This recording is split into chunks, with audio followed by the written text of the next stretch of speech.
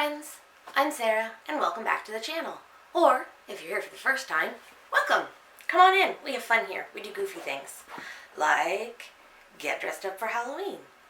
So today is part 1 of the historical Halloween challenge. So what exactly is that? I'm so glad you asked. So it started out as a Weldon Halloween challenge. Weldon was founded in 1879 and was England's first major pattern company. Weldon and Company was founded by Walter Weldon, a journalist, chemist, and fashion publisher. That is quite the resume. Weldon himself died in 1885. However, his Weldon's Ladies' Journal, begun only 10 years before his death, set the standard for other weekly ladies' publications and ran well into the 1950s. In addition to the Ladies' Journal, Weldon and Company published a series of books called Weldon's Practical Needlework. Each volume consisted of the various newsletters from one year. The earliest mention of commercially available fancy dress costume patterns I could find was from 1887. If you find anything earlier, please do let me know in the comments. So according to several sources, including the abundance of available patterns to choose from, fancy dress parties were very fashionable for adults as well as children. Here are some examples of the fancy dress costumes put out by Weldon, and likely a few other companies, given how reliable Pinterest is as a source. While it was popular in the late 19th century, fancy dress parties were absolutely all the rage in the 1920s. They fit the aesthetic of the decade so well. So for starters, there were parties. People went wild for themed parties. Greek parties, baby parties, Wild West, and circus were all themes that were considered the height of fashion. This time period also saw a return of characters from the Commedia dell'arte, which was an early form of Italian theater. You may recognize Harlequin and Piero in particular, who now arrived with a modern twist. Fancy dress was everywhere. There were annual costumed events at universities and colleges. They were particularly popular on holiday cruises, in addition to just regular parties people threw in their houses. Now, if you go looking for your own fancy dress costume, I do feel the need to give you a heads up that they do contain many images that are racially insensitive. Imagine that coming from Britain in the late 19th and early 20th centuries. All of this to say, there are a lot of choices out there. And from all those choices comes a playlist. I have created a playlist of all the historic Halloween 2020 videos, so head on down to my description box and check them out. So my first problem to deal with was the decision. And it was a problem. Because holy heck are there a lot of choices, and so many of them are so cute. I nearly went with chubby umbrella or cottage window, but I eventually decided against them. Then I was looking at Heinz 57, but it didn't really seem particularly wearable. My eventual choice was paintball. Not only could it be constructed of materials that I already had available in my stash, but it was something that children could recognize, and that means that I can wear it to work. I work in a pre-primary program, which meant I would get some more use out of it.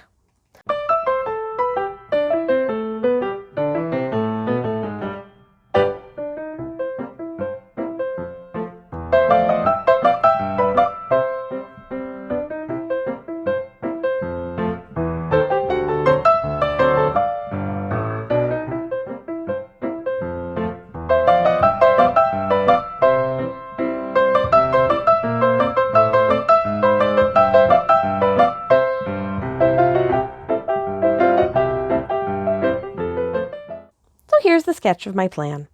I'm not saying it's a good plan, but this is it. And it's better than when I used to not have a plan at all.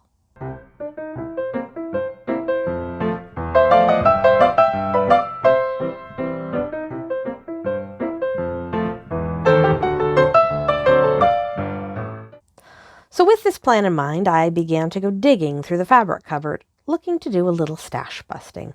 I did succeed in this, which shouldn't come as a huge surprise since I seem to own half a fabric store.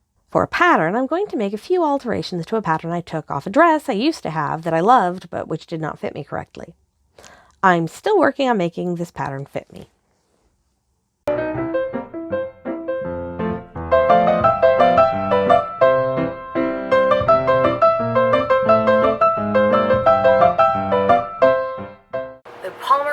pletchley or whatever the heck they're called fitness.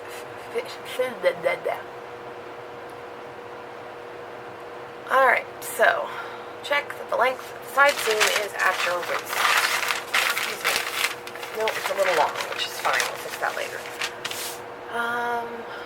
Square sloping shoulders.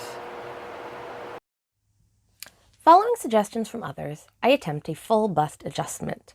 Please do not take notes or ideas from what you see here, as I'm pretty sure that this is not exactly how it's done. I have a fitting sheet from the Palmer-Pletchley method, which I loosely followed. Okay, I really didn't. It's funny how if you film the making of something, it's a lot harder to convince yourself that you did everything correctly, when you absolutely did not. So as I attempted the full bust adjustment, I was seriously hampered by my wrinkled up pieces. So, mistake number 1. I should have copied the pattern over. For several reasons, not the least of which is that I don't have the original copy anymore.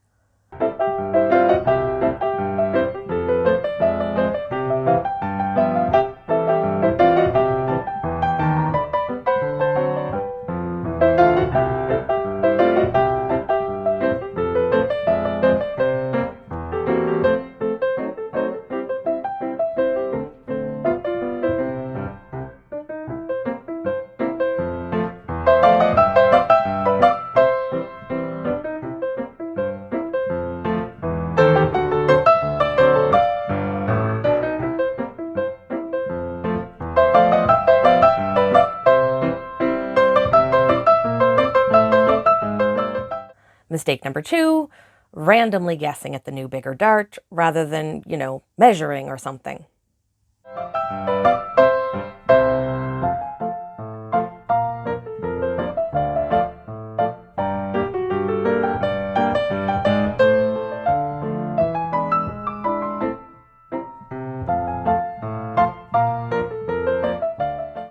The real problem I always have is that A, the examples always use a different dart placement, and B, I have difficulty connecting up the bottom again.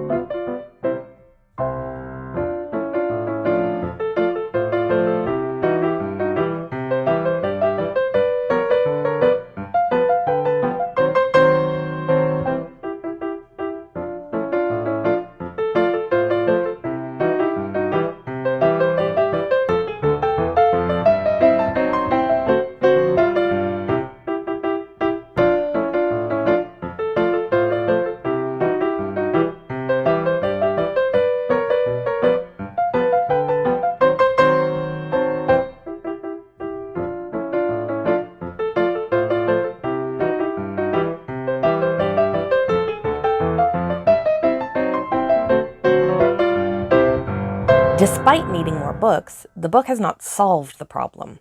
Thus, we shall resume the prime objective, winging it.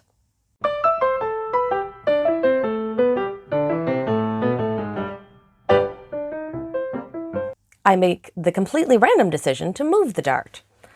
I start by locating the bottom. If you think that's a funny joke, you have not attempted a full bust adjustment. The front is still the front. I then comment that the dart just isn't big enough, but make no attempt at all to make the dart bigger. Not sure why. After much staring and perplexed wonder, I also end up not moving the dart. Well, apparently I kept 2 darts.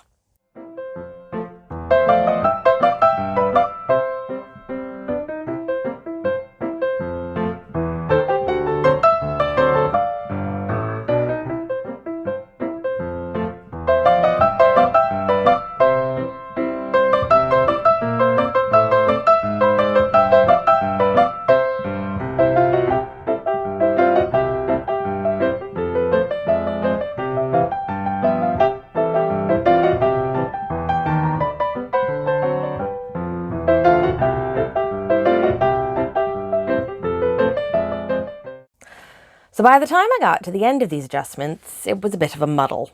But that's okay, because I tried. And it's really only the second time I've attempted the full bust adjustment, and the first one was completely unwearable, so we'll call this progress. With the front slapped together, I had a few adjustments to make to the back. These were slightly more successful. I took a little width out of the back and I attempted a sway back adjustment. I'd forgotten I did that until I watched the clip, so it must have been a little more successful. When you see the final product, you'll have to let me know.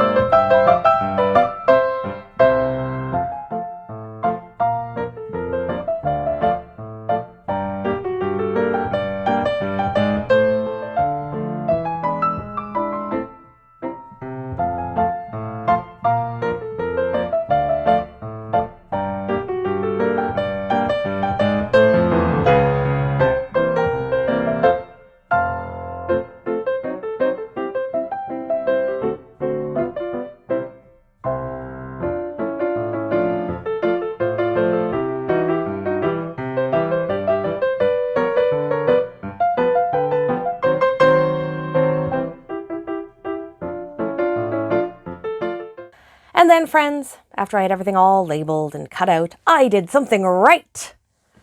I tried out walking my pattern. This is basically just making sure that all the edges that need to be sewed together line up properly. And as you can see, not bad. It did take some fiddling to get the darts to stay shut. I finally see the appeal of Swedish tracing paper since you can sew it and pin it. And that's where we're going to leave part 1. I have a single goal this week: get part 2 up before Halloween. Leave me a comment telling me if you think I'll succeed, because I'm not so sure that I will. But either way, hit the like button if you like this little walk through the history of my costume, and subscribe to see what it looks like when it's all done. Until part 2, bye!